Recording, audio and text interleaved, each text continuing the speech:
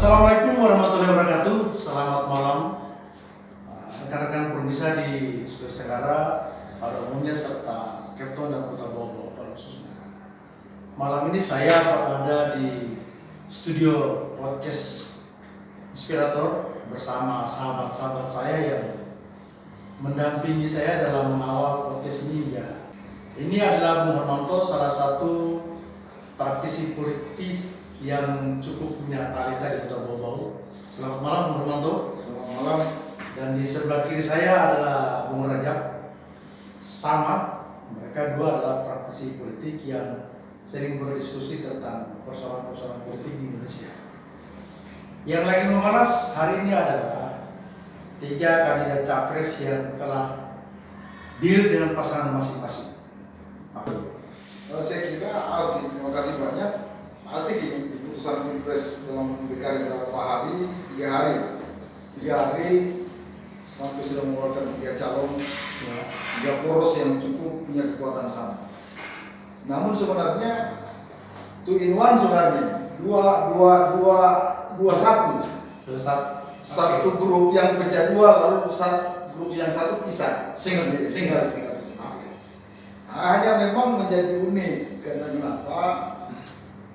Ada fenomena-fenomena politik yang betul-betul hampir orang semua tidak bisa menghitung secara kalkulasi politik dari putusan-putusan.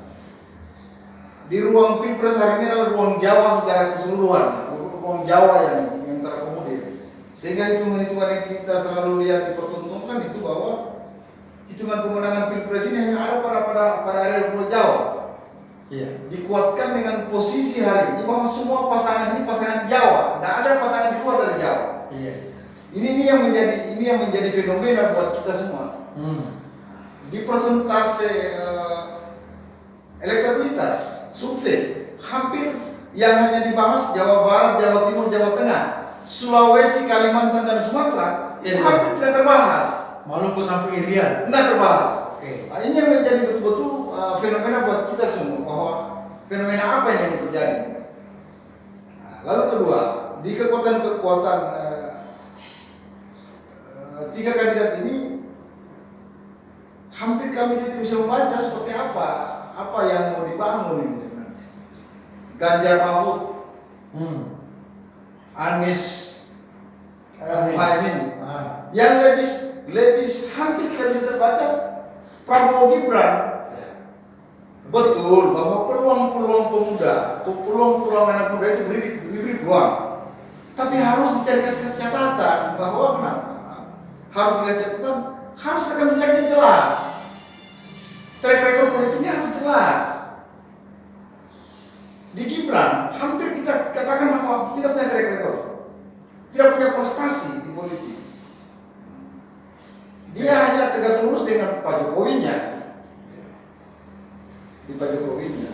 Jadi ini yang jadi saya juga bingung apa fenomenanya ini. Apakah ini fenomena karena kita gila dengan kekuasaan atau bagaimana modelnya, saya kurang paham. Tapi bahwa yang pasti bahwa mudah-mudahan nawa itu mereka lain bahwa untuk bangsa dan negara ini bisa jadi bangsa yang baik, bukan nawa itu lain. Mudah-mudahan itu terjadi. Jadi intinya percakapan pertama kita bahwa ada fenomena yang susah dibaca. Susah dibaca. Secara kalkulasi hitungan-hitungan politik hampir orang blank, bingung orang. Ini apa ini? Kita bayangkan dulu Kita Bung Rajab bagaimana ini? Memang kita hadapi dulu dengan ketawa, anggap saja bahwa ini dagelan politik, ini sandiwara politik. Tapi memang dalam perspektif saya sih sebenarnya ini kita merapat, tapi dalam paling tidak 4 frame ini sebenarnya. Jadi frame politik yang coba dilakukan ini yang pertama tadi sifat hegemonisasi. Tidak bisa dinafikan perjalanan sejarah bangsa ini berangkat di sini. Kemudian yang kedua, frame ini tentang polarisasi. Yang ketiga dinasti. Yang keempat tentang opla untuk yang sesuai tema kita tadi, Oplah ini berisi metode yang pasti poin utamanya adalah bagaimana mencuri hati rakyat. Nah, jadi 4 frame ini mungkin akan ada yang lain, tapi dalam rabaan saya perkiraan di 4 ini, di situasi ini ada judul paling besar namanya stabilitas politik, keamanan, ekonomi, dan lain-lain. Ini implikasinya. Tapi kalau kita lebih jauh lagi bicara, memang ada kebingungan di masyarakat kita pastilah setelah Golkar membuat interval waktu, jeda waktu yang cukup jauh dari dari 2 kandidat yang lebih dahulu, 2 pasang kandidat yang lebih dahulu. Itu ada situasi yang stagnan, ada situasi yang tiba-tiba setelah Kamis, Jumat, Sabtu, Minggu siang baru launching. Euforia Senin yang kita tunggu biasa, seperti belum pesta demokrasi, belum ada suasana ini pesta. Ya, undangan ini pengantinnya sudah ada nih, tapi undangan ini mana ini? Belum ada yang sebar, panitianya nggak tahu kemana. Panitia dalam terlihat kan ketahuan KPU. Ya. Tapi panitia masing-masing pengantin nggak ada kegelisahannya. Silakan tengok. Yang gelisah ini memang benar kalau rakyat di luar Jawa menduga bahwa yang gelisah ini panitia di Jawa. Nah, yang di luar ini masih nonton dulu, dagelan apa yang ada di panggung. Kira-kira sementara saya masih di situ dulu. Publik menginginkan bahwa ada perubahan di pesta ini. Ya. Ingin melahirkan salah satu pemimpin yang lebih baik dibanding kemarin. Tapi hari ini saya lihat memang hampir rata-rata kita tidak berkeinginan untuk meyakinkan publik untuk memilih kita. Makanya ini yang menjadi skenario bagaimana ini modelnya. Karena kalau kita melihat skenario yang dibangun hari ini Prabowo pasangan dengan Gibran, kan itu yang menjadi unik. Kita bayangkan saja, Gibran itu kader PDIP. Lalu PDIP sudah mengusung calon, sudah ada di situ Ganjar dan Mahfud. Tiba-tiba dalam perhelatan, sebenarnya sah-sah saja, tidak ada persoalan pindah-pindah partai. Dan itu sudah biasa di Indonesia. Kutu loncat itu sudah biasa orang di Indonesia. Bukan menjadi problem dan bukan jadi tontonan. Namun ini pesta demokrasi pada posisi tingkat level paling top di Indonesia, menjadi presiden dan wakil presiden. Oke. Nah, lalu tiba-tiba Golkar sebagai partai yang sudah berpengalaman, yang sudah punya pengalaman merintah dunia politik, tiba-tiba merekomendasikan satu nama yang namanya Gibran di luar dari partai Golkar, yang notabene partai lawan. Partai lawan. Ini yang menjadi sampai kita menggelitik kita cara berpikir. Ini polarisasi seperti apa yang mau dibangun? Pertanyaannya, kejaran koalisi kimia apa dia punya output ini untuk meyakinkan publik? Dan saya yakin bahwa untuk meyakinkan publik dalam strategi saya kira tidak akan terbangun. Sekalipun survei yang kita lihat hari ini rilis tadi di televisi itu 37% di bawah Ganjar, justru dia trennya naik Prabowo. Tapi sampai hari ini saya tidak yakin pada konteks berpikir politik. Nah, yakin saya bahwa capaian 37% itu menjadi unggulan dia. Yakin ya? Tidak. Kalau kita bicara dulu soal proporsi politik lakon apa yang diatur ini? Lakon apa yang diatur? Nah, peran masing-masing pengantin. Nah, ini kan sudah, katakan ini masyarakat sudah gelisah sebenarnya. Sudah gelisah. Yang dilahirkan oleh PDIP maupun Gerindra. Kalau saya melihatnya menjadi tim suksesnya Anies ini. Saya lihat menjadi tim suksesnya Anies. Kenapa? Gerakan Krusu mengurus dua kandidat ini yang hampir berseteru terus ini. Terus? hampir saling pasang ganti pasang lah, dari kubu Prabowo lari ke Ganjar, orang Ganjar lari ke Gerindra. Ini baku tukar sampai hari ini. Ya. Sampai ada timnya Prabowo yang hari ini mundur untuk masuk ke Ganjar karena kecewa dengan pasangan dengan Gibran. Saya melihatnya bahwa jangan sampai ini timnya Anies Baswedan, jangan sampai dalam rangka memuluskan Anies Baswedan menjadi presiden. Karena kenapa? Saya melihatnya bahwa sekarang Anies langgeng, diam, lalu mereka kalem bermain. Tapi dua kandidat ini kerasa kusut dengan permainan yang hanya berputar di Atau malah mungkin sebaliknya. sekitaran itu. Malah perspektif lain malah mungkin sebaliknya. Ya bisa saja. Jangan sampai justru Anies yang jadi panitia ini salah satu dari ibu ini. Bisa seperti itu. Bisa seperti itu. Bisa seperti itu. Ya. Ini polarisasi. Ya. Kita bicara ini kan Kira-kira ini, Nah. kira-kira langkah apa yang dilakukan Anies untuk merebut hati rakyat, merebut hati rakyat dengan dua persoalan-persoalan fenomena ini, penempatan Saya capres kira dan begini. cawapres. Yang pasti bahwa sesuai tagline Anies bahwa dia ingin melakukan perubahan. Oke. Perubahan yang kemarin mungkin ada hal yang tidak sampai memuaskan publik sebagian. Inilah sisi inilah yang coba dia kirim untuk melakukan edukasi, kampanye, visi misinya dia coba sampaikan bahwa seperti ini. Sehingga di ruang-ruang juga itu dan peluangnya Anies Baswedan hari ini dengan konflik dua kubu yang menjadi satu negara menjadi pecah dua. Ini keuntungan buat Anies Baswedan untuk betul-betul dia lebih menggenjot dirinya. Dia menunjukkan dirinya bahwa saya mau jadi presiden bukan pada kepentingan pribadi saya, Ya. tapi saya maju untuk kepentingan bangsa dan negara. Bukan pada kepentingan kelompok ya. Ya, bukan pada kepentingan kelompok. Sehingga pada saat mereka berkoalisi nggak ada yang ribut, tenang semua. Tapi dua kubu ini berseteru ini. Dari kita nonton berapa kali di televisi statement demi statement ini mulai lahir. Sudah ada yang namanya pengkhianat di situ, pecundang, sudah mulai muncul bahasa-bahasa. Lawan jadi teman. Melawan jadi teman, Teman yang jadi lawan. dulunya kita berteman kok jadi lawan. Menarik ya. Menarik. Jadi saya lihat bahwa kita lagi mempertontonkan ketika konsistenan kita terhadap negara ini. Kita mempertontonkan demokrasi tidak bagus. Tidak bagus. Di rakyat kita. sebenarnya bagus. Iya. Bayangkan kita bersuara Meskipun sebenarnya bagus. kita bersuara tentang demokrasi bayangkan. Para tingkat elit asal bicara berdiskusi pasti bicara demokrasi. Tapi kita lihat tidak pernah kita melihat wujudnya demokrasi seperti apa.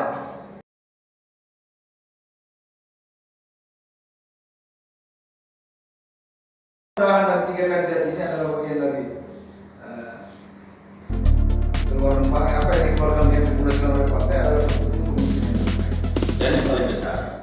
kita punya harapan sebagai rakyat sebagai kita sebagai masyarakat pemilih mengharapkan bahwa partai cukup berperan dalam membangun bangsa ini. Partai punya peran dalam mensejahterakan rakyatnya. Partai punya peran dalam melakukan penegakan hukum. Iya. Kalau partai ini betul-betul yang kita berikan harapan lalu tidak memberikan peran-peran itu, maka kegagalan buat bangsa ini pasti. Yakin itu. Tapi mudah-mudahan di Indonesia ini tidak ada partai seperti yang apa yang kita ceritakan. Mudah-mudahan betul-betul dia kedepankan apa yang menjadi harapan rakyat. Ada satu sudut pandang baru sebenarnya bagi saya kan Bapak. Saya tidak melihat Gibran itu siapa, Ya. dari mana dia lahir. Saya tidak melihat bahwa pasangannya Amin itu pasangannya siapa tadi? Anies itu Muhammad dia lahir dari mana? Ya. Saya melihat bahwa dua anak muda ini adalah salah satu pemuda perdana maju di Pilpres. Ya. Karena kenapa? Apapun memang kalau kita mau turunkan generasi muda, pasti benturannya banyak. Karena banyak negara-negara di luar Indonesia yang presidennya muda sekali. Sepakat saya. Kalau apa ini kita sepakat. Jadi kenapa persoalan ini menjadi banyak pijakan di mana-mana? Karena kita sudah harus masuk pada orde yang lebih baru lagi. Nah, kebetulan saja ada kesiapan-kesiapan yang ada pada diri Gibran. Misalkan tanpa melihat siapa Gibran, dari mana Gibran. Tetapi setelah Gibran dan Muhaimin Iskandar, semua kader yang sudah di atas 50 tahun. Ya, jelas. Semua kader yang sudah di atas 50 tahun. Kita bicara energi. Mungkin energi 5 tahun pertama. Dengan konsep-konsep yang bagus, karena seorang konseptor umur 70-80 tahun itu masih bagus. Tapi kalau kita bicara energi, mungkin jauh lebih dari itu. Makanya kaum muda sekarang ini Harus ambil. Harus ambil. Sepakat. Kita harus ambil. Memang benturannya besar. Tapi harus pakai catatan. Kalau catatan jadi Harus pakai catatan. Tidak bisa mendorong saja. ya, jadi catatannya itu ada pada aturan-aturan KPU yang dibangun. Harus ada. Iya, Ya. mainstream tadi. Iya. Nah, kalau aturan KPU-nya sebenarnya sudah syarat-syaratnya Sudah sudah bagus. terpenuhi. Iya. Apalagi dengan putusan MK ini. Ya, itu aturan-aturannya harus dibentuk di situ. Karena apa? Kalau kita mau ngepres seperti apa kandidat capres kita ke depan, harus kita komitmen dengan aturan yang dibangun. Jangan aturan mengikuti kondisi. Ya, Nah, yang terjadi seperti ini. itu syarat. Itulah realita bangsa kita. Rusaknya bangsa kita kan banyak. Hukum rusak, demokrasi rusak. Kita tidak bisa memperbaiki itu sekarang ini. Karena semua kepentingan kelompok lemah masih ada. Kalau saya menggarisbawahi saja. Mudah-mudahan saja ini proses pendewasaan berpolitik. Dan ini proses pergantian ganti kartu kayak ini. Oh, iya jelas. Kalau itu jelas. Ya, tapi Ganti musim. Habis musim mangga. Berarti musim apa ini? silakan kartunya kartu baru. Iya. Tapi orang tetap bahwa itu kartu main joker. Iya, maksud saya ganti kartu. Jangan sampai ganti kartu baru. Tapi bukan joker yang mau dimainkan. Jadi persoalan. Yang saya Ya, maksud ganti ya. kartu itu adalah ganti orde. Orde muda. Sebenarnya Ada seperti itu. sebenarnya sih semua orang berkeinginan bahwa apa yang dilakukan hari ini bahwa yang muda itu harus maju. Iya. Ya. Karena ordenya harus berganti. Sudah cukup tua ini para politisi untuk berganti. Kita sudah berhancur dengan konsep-konsep politik Ya, tua. saya kira Ya. itu. Ini kan konsep-konsep lama yang dimainkan terus. Sudah mereka terus ini. Tapi persoalannya kita melahirkan anak muda, dia punya syarat harus track record harus jelas. Iya. Bukan bergantung pada track record orang, bukan tergantung track record pada dinastinya, tapi dia tergantung pada track record dirinya. Kenapa? Kemampuannya. Bicara kemampuan leadership yang kita butuhkan, apalagi ini presiden. Pertanyaannya apa dia punya kemampuan lalu tidak punya latar belakang pengalaman lalu kita akan hitung 100% bahwa dia punya kemampuan leadership. Hitungannya dari mana sampai kita bisa mengukur kemampuan leadership seseorang? Untuk mengukur kemampuan leadership seseorang harus kita mengukur pada rekam jejak dia punya di belakang. Bayangkan saja anak muda yang kita mulaikan hanya untuk 1 tahun 2 tahun dia masuk pada kancah di ruang politik itu pun tidak murni. Lalu tiba-tiba dia meloncat sampai pada posisi level tertinggi. Bicara tentang seluruh Indonesia yang luar biasa luasnya berapa Dari timur ke barat. Ya, dengan kondisi hari ini bahwa cukup banyak problem bangsa ini yang harus diatasi. Mungkin anak muda lebih punya kiat baru. Saya setuju bicara anak muda. Saya tidak pernah tidak setuju bicara anak muda karena ini bicara tentang generasi. Tapi harus generasi yang betul-betul faktual punya. Tapi yang anak mudanya setuju, aturannya tidak setuju. Iya, setuju. artinya Karena konsep. anak muda itu yang mengangkat dia bisa lolos kan aturannya. Iya. KPU-nya dengan MK-nya. Pertanyaan, Pak, di putusan MK kemarin dia katakan bahwa 40 tahun batasan umur seorang untuk menjadi calon presiden dan wakil presiden. Atau dia pernah menjabat bupati, gubernur. Kalau tidak menjadi politisasi ini barang secara hukum, secara kita melihat cermati di belakang, kenapa tidak kasih sampaikan saja? Sudahlah 35 tahun, Selesai. semua maju untuk anak muda. Tapi ini ada generalisasi yang Ada tanda kutipnya. ada tanda kutip generalisasi yang dikotomi di situ. Yang dikatakan atau yang pernah menjabat wali kota, gubernur dan bupati. Kenapa tidak ada jadi 35 supaya ini clear semua anak muda maju? Kalau kita mau konsen bahwa saatnya anak muda dia maju. Kalau kita mau konsen. Tapi ini kan tidak konsen sebenarnya pada posisi bahwa saatnya anak muda maju. Karena dari putusan MK itu sudah mencurigakan. Ada apa yang dengan putusan itu? Nah sekarang nih, setelah kita bicara tentang plus minus kandidat kita kembali saja ke tema. Nah, Bagaimana menurut sudut pandang kita? Karena kita bicara tentang Ganjar, Gibran, Prabowo, yang pilihkan rakyat.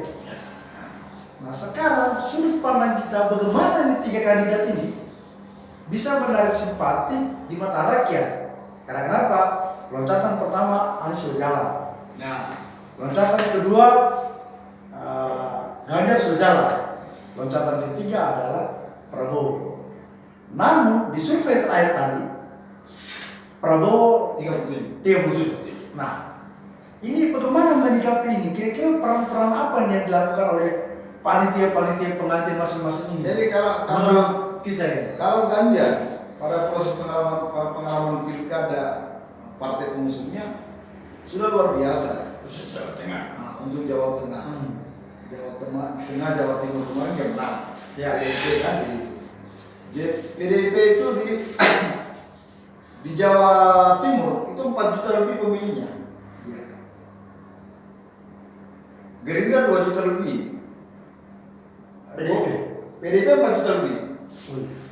Itu pemilihnya. Artinya bahwa kalau pada proses politik maka dipastikan bahwa Ganjar ini punya peluang untuk menang di berapa titik termasuk Jawa Tengah, Jawa Timur. Titik sentrum kan hanya 3, Jawa Barat, Jawa Timur, Jawa Tengah. Titik sentrum pemenangan seorang pilpres itu hitungan di Makanya tadi tidak dihitung di itu Sulawesi. Makanya saya juga cukup termenung tadi. Ternyata kita ini bukan bagi Indonesia ternyata. Kita ini Pada kompetisi pilpres, Ya. bukan pada kompetisi pilpres. Saya mengalir tadi saya nonton. ternyata kita anak Sulawesi. Ternyata kita anak Sulawesi bukan dari bagian Indonesia yang di kompetisi pilpresnya. Kayak kita tidak dihitung dari jumlah Ya, suara. bayangkan di survei-survei yang kita nonton semua, yang hanya dia bicara tentang Jawa Barat, Jawa Timur. Jawa Timur, Jawa Jawa Tengah. Tengah. Hitungannya dengan pilpres, hanya wilayah-wilayah yang main. Saya langsung aja. Lalu kita di mana? Kita di mana? Kita di mana? kalau sudah di konten itu sudah melebar. Ya. Padahal tidak melebar mana. Saya akan munculkan satu tema baru. Ya. Enggak. Harga mati kain kalau begitu supaya keluar dari Jawa. Karena sumber dari semua jawaisasi ini kan karena titik sentrum Nah, semua ini berada kita di bicara, sana. ini kita bicara tentang Kalau IKN ada di sana, otomatis gula dia berpindah. kita melihat jumlah suara, tidak melihat jawanisasi. Artinya Hmm. jumlah suara. Jumlah suara. Iya. Bukan jawanisasi. Tapi Ya. jumlah suara. Jumlah suara. Tapi dia akan seperti itu. Dalam perspektif lain kan. Makanya. Makanya saya buat lompatan tema baru, dia melebar.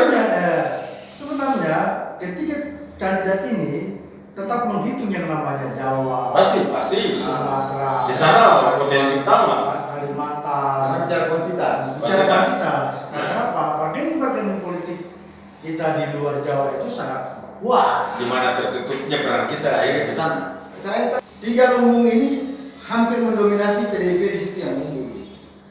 Artinya bahwa bisa kita berikan kesimpulan bahwa peluang Ganjar dengan Mahfud cukup punya potensi besar untuk menang pada posisi Ya. Di perolehan suara. Di mana nih? Di Oh, berdasarkan kursi. Nah. Berdasarkan kursi. Iya, kalau kita menghitung tuh kalkulasi bahwa potensi dia untuk menang jadi presiden, untuk melakukan seorang presiden, dia punya potensi besar. Karena kenapa? Yang direbutkan suara pemilih, suara rakyat kan? Ya. Gambaran dari situ.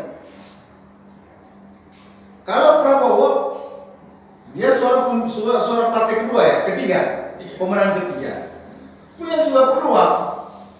Namun tidak akan bisa diimbangi PDIP pada proses masyarakat yang memilih. Ini yang lalu. Nah sekarang, sehingga dia coba, saya lihat kalau saya melihat begini, sehingga dia coba bahwa dia harus rapatkan dengan kekuasaan yang kebetulan hari ini Pak Jokowi jadi presiden, sehingga dia harus ambil dari turunan Pak Jokowi siapa yang dia dorong Pak Jokowi, apa itu Erick Thohir kemarin, Karena dia lawan PDIP. nah, persoalannya lawan PDIP, sehingga tingkat kepuasan Pak Jokowi itu hampir 70% ya, tingkat kepuasan masyarakat. Jadi PDIP dalam tanda kutip itu kuat ya. Kuat. Lalu bagaimana dengan Nasdem? Kalau Anies Baswedan, kan hampir Anies Baswedan ini sebenarnya hanya ada kalau kita bicara kekuatannya agak sulit kita menghitung. Iya. Agak sulit kita menghitung. Dihitung dari kursi kecil. Dihitung dari kursi kecil. Alat tekanan kekuasaan hari ini habis. Ya. Terus dihitung dari mana Anies sehingga dia bisa? Saya kira yang dia hitung hari ini bahwa kerja-kerja pemerintah rezim kemarin, inilah mau masuknya Anies Baswedan untuk berikan edukasi bahwa kita butuh perubahan. Oh, dia masuk ke Kita butuh pemimpin yang betul-betul bisa mampu merubah dalam penegakan hukum, bagaimana cara demokrasi berjalan dengan baik, bicara tentang kesejahteraan rakyat. Kan kalau kita melihat hari ini angka-angka yang dikeluarkan oleh negara bahwa kita pada tingkat surplus sekian persen tingkat sejahtera, tapi kan ini bicara tentang nominal usaha yang betul-betul tersentuh saja hanya berapa wilayah, tidak pada grassroots masyarakat bawah, bahwa ada penderitaan masyarakat di bawah yang berteri-teri terus yang tidak pernah tersahuti dan tidak pernah terdata secara signifikan. Begitu realitasnya, sehingga Pak Anies Baswedan masuk pada ruang itu untuk dia bisa melakukan edukasi perubahan. Sehingga hampir agak berat memang, agak berat. Berat di mana maksudnya? Di kompetisi ini agak berat, sehingga di gambaran-gambaran survei itu kecil sekali. Jadi belum bisa dihitung satu putaran, dua putaran. Kalau dua putaran, sudah pasti. Kalau dua putaran, Itu sudah pasti. Oke. karena 50+1, nggak mungkin ada Masih belum dihitung kalau dua putaran siapa dengan siapa. Ya. Belum bisa ya. Semua Ini masih. Karena memang panitia belum ada yang bergerak benar. Tapi yang pasti Anies Baswedan masuk dua putaran. Dua putaran ya. Pasti, Anies ya? pasti itu masuk. Pasti ya. Oke. Kalau Tinggal dari dua ini, apa Ganjar atau Ganjar, Prabowo? Oke. Atau jangan putaran kedua Ganjar dengan Prabowo aja. Nah, Anies pasti mana? ada, pasti ada yang masuk. Jangan sampai ini kan soal sering tadi. Saya harus terima kalau itu. Jadi memang repot ini. Memang butuh. Yang repot itu rakyat. Ya. Tapi tekanan saya sebenarnya di Pilpres ini sudah tuntas, karena sudah tiga kedua. Ya. Sekarang ini Tiga pasangan yang terbaik ya. sudah tiga pasangan terbaik. Apalagi Pak Prabowo dan Gibran itu sudah mendaftar ini. Nah, Maka final. Yang bangun.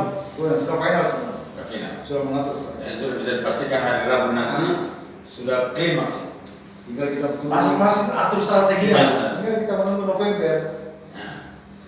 November ya. Buka pintu awal. Februari ya. Tinggal menunggu Februari. November kan kampanyenya. Tunggu Februari menunggu hasilnya. Ya. Di situ udah bersamaan yang legislatif sepertinya. Nah, Ini kita jangan terlalu terfokus pada pemilihan pilpres. jadi sebelum kita tutup saya mau terkait Sulawesi Tenggara. Ya. Karena kenapa di Sulawesi Tenggara ini kan pemenangnya Nasdem. Ya. Nasdem maupun soal Nasdem Golkar PDIP. Ya. Nah, dari sudut pandang capres ada pergerakan di bawah. Apakah Sulawesi Tenggara akan menggunakan Nasdem atau PDIP? Karena kalau saya bahwa siapapun kandidatnya, saya kira semua terbaik.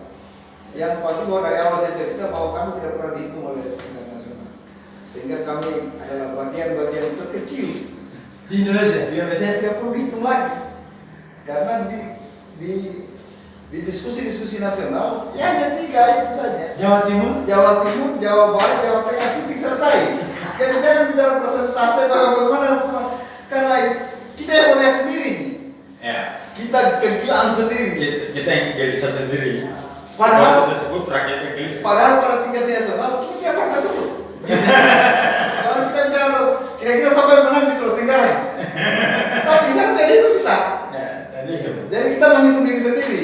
Kita itu Iya. Jadi kesimpulannya bahwa siapapun yang ada di Sulawesi Tenggara akan tampil di 3 pilpres itu yang datang di sini untuk bagaimana caranya roadshow atau mempengaruhi publik untuk memilih ya. Siapapun saya kira terbaik. Terserah. Kita serahkan semua kepada publik masyarakat Sulawesi Tenggara untuk memilih. Karena apa yang sudah disajikan oleh pusat itu adalah bagian-bagian terbaik yang betul-betul dipilih oleh partai-partai kita. Jadi kalau saya sih sebenarnya, kalau memang diperlukan 3 tadi dengan podcast ini mungkin kita bisa sampaikan. Maksimalkan suara memilih kita, dan biarkan di sana lebih banyak golput. Ya. Kalau saya Maksimalkan suara kita. kita bicara closing statement tentang bahwa siapa yang kuat. Kan kita sudah punya gambaran tadi bahwa Sudah. hitungan survei hanya tiga di sana di Jawa yang di Dan perbedaannya 2 digit. Jawa Timur, Jawa Timur, Jawa Barat, Jawa Tengah, DKI Jakarta. dan DKI Jakarta. Selesai ini saja yang disurvei. Kita tidak. Di kita tidak. Jadi lepas saja bahwa siapapun silakan. Terserah. Kita bergerak. Terserah. Yang penting 3 itu terbaik untuk negeri. Yang pasti 3 itu terbaik buat negeri. Sehingga kita di bawah di Sulawesi Tenggara khususnya, ngapain kita mau pecah-pecah? Karena dia di Ganjar, karena dia di Anies, karena dia di Prabowo, lalu kita berseteru. Karena kita tidak itu. Karena kita itu. Kalau begitu sama saja lebih bagus jangan memilih kalau begitu. Anda harus memilih. Oh gitu. Harus memilih. Kita memilih. Harus Ya, memilih. Maksudnya tidak itu dalam artian ini ya. Jangan usah pilih Artinya presiden. jangan juga kita fokus pilih caleg saja. jangan juga kita ikut gontok-gontokan kayak di sana. Ya. Artinya silakan kita duduk kayak ini ada di semua beliau ini Prabowo, saya Anies, semua Mas Bapak, mungkin kebetulan Ganjar. Ngapain kita berseteru? Karena kita tidak masalah lingkungan surveinya mereka. Ini kita cerita-cerita. Boleh banget cerita-cerita. Baru kita menganalisa. Saya kira itu. Dan ini yang kita forum-forum kayak begini lah yang harus kita buat, tapi kita tidak punya perbedaan. Ada berbeda. Macam berbeda. Hanya satu konsep bahwa sudahlah. Februari itu lahirkan Satu pemimpin Satu terbaik. pemimpin terbaik. Mudah-mudahan pilihan Tiga tiga wilayah ini. Nah, Kita hanya tidak ada yang nomor Tidak ada. Tidak. Jelasnya kita hanya berdoa mudah-mudahan 3 daerah ini memilih yang terbaik. Ya. 3-in-1. 3-up-1. Karena ternyata Tadi 2-in-1. Ini ternyata 3-up-1. miniatur pilpres itu hanya 3 wilayah. 4 DKI. DKI hanya 4 wilayah. Itu miniatur Jawa, tapi miniatur presiden hanya Miniatur Indonesia. Indonesia. Ternyata hanya itu, hanya 4. Saya lengkapi lagi miniatur demokrasi Indonesia. Nah, hanya 4 itu. Oke, terima kasih, itulah diskusi kita malam ini, bincang-bincang malam ini. Menjadi bagian dari suara orang Sulawesi untuk didengar di Indonesia. Sulawesi itu adalah bagian dari sebuah kekuatan Indonesia. yang tidak bisa dipisahkan dan harus dihitung juga. Dan yang hanya komoditinya di Sulawesi itu adalah bagian dari Indonesia. Dan Jadi bukan Sulawesi. Jadi kita minta tolong di pusat bahwa orang survei itu coba juga bicara juga tentang Sulawesi. Sebut juga ya, Pak. Sebut juga. Sulawesi Selatan. Sulawesi Tenggara, Kalimantan. Tapi saya kira sering disebut. Kalau bicara komoditinya pasti disebut. Oh ya. Kalau komoditi kita Kita nonton ini hanya jadi bicara berdasarkan survei Jawa Barat, survei Jawa Tengah, Jawa Timur, DKI. Saya berpikir ini kita jadi situ berarti. Kita cuma sekelas satu. ya, terima kasih. Billahi taufiq wal hidayah. Assalamualaikum warahmatullahi wabarakatuh. Bersama saya Tony Atmajaya di podcast Inspirator. Oke.